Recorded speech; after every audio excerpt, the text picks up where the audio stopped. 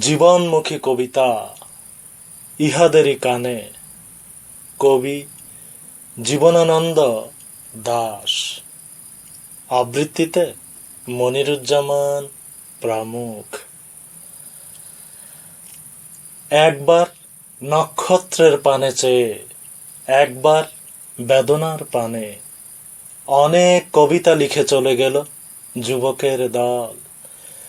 পৃথিবীর পথে পথে সুন্দরীরা মূর্খ সসম্মানে শুনিল আধেক কথা। এইসব বধির নিশ্চল সোনার পিত্তল মূর্তি, তবু আহা ইহাদেরই কানে। অনেক ঐশ্বর্য ঢেলে চলে গেল যুবকের দল। একবার নক্ষত্রের পানে চেয়ে, একবার বেদনার পানে।